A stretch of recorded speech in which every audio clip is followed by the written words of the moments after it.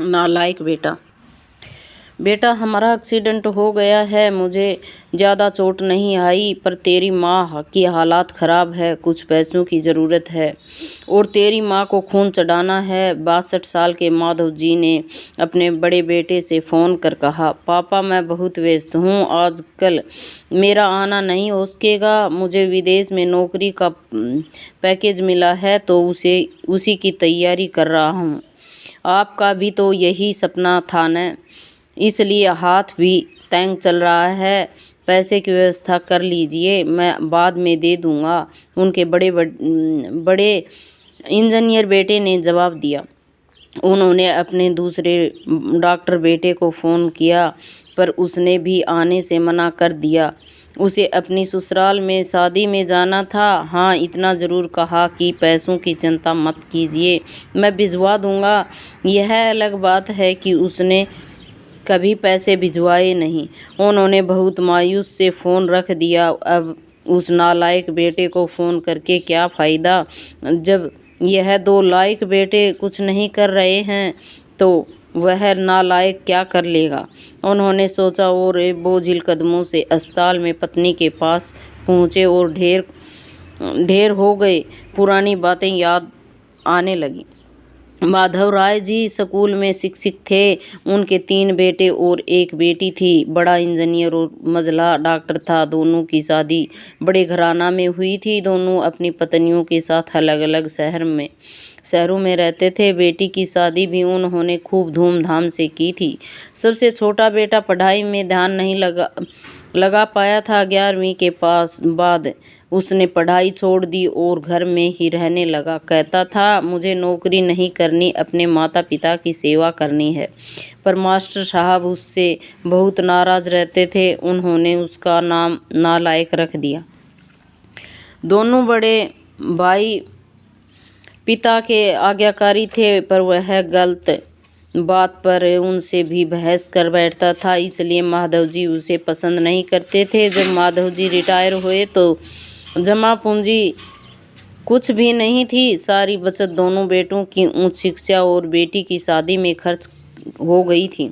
शहर में एक घर, थोड़ी ज़मीन और गांव में थोड़ी ज़मीन थी। घर का खर्च उनके पेंशन से चल रहा था। माधव जी को जब लगा कि उनका छोटा बेटा सुधरने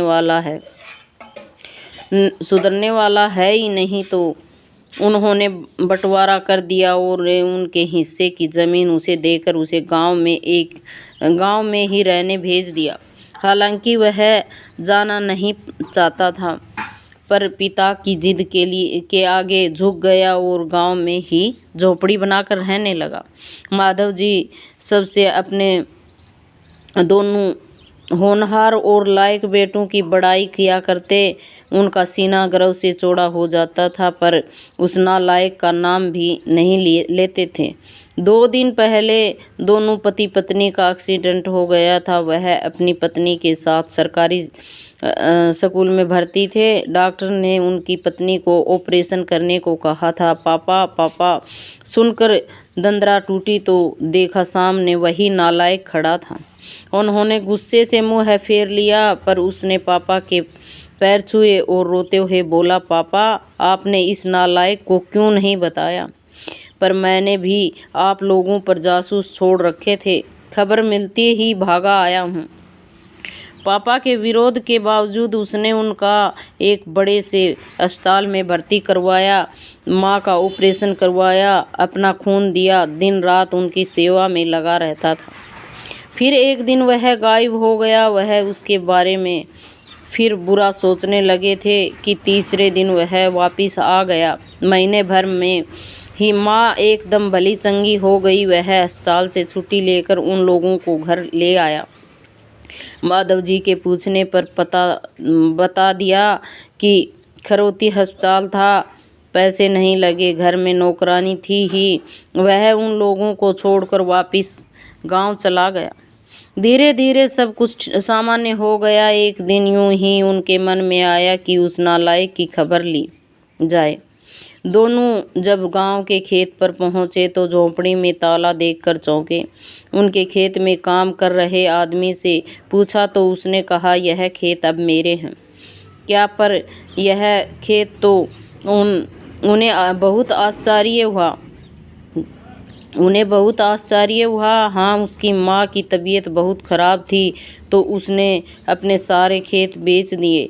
वह रोजी रोटी के तलाश में दूसरे शहर चला गया है। बस यह झोपड़ी रह गई है, यह रही उसकी चाबी, उस आदमी ने कहा। उस झोपड़ी में दाखिल हुए तो बरबस उस नालायक की याद आ गई। टेबल पर पड़ा लिफाफा खोल कर देखा तो उसमें रखा अस्पताल का 9 लाख बिल। उनका मुंह है चिढ़ाने लगा। उन्होंने अपनी पत्नी से कहा, जानकी, तुम्हारा बेटा नालायक तो था ही, झूठा भी है। अचानक उनकी आंखों से आंसू गिरने लगे और वह जोर से चिल्लाया, तू कहाँ चला गया नालायक? अपने पापा को छोड़कर एक बार वापिस आ जाओ, फिर मैं तुम्हें कहीं नहीं जाने दूंगा। उनकी पत्नी के आंसू भी गिरे जा रहे थे और माधव जी को बस इंतजार था अपने नालायक बेटे को अपने गले से लगाने का।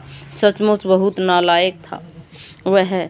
दोस्तों, आपको यह इमोशनल स्टोरी कैसी लगी? उम्मीद है कि ज़रूर अच्छी लगी होगी। अगर अच्छा लगे तो कमेंट करके ज़रूर बताइए और ऐसी ही और कहानियाँ पढ़ने के लिए इस कहानी को सब्सक्राइब ज़रूर करिए।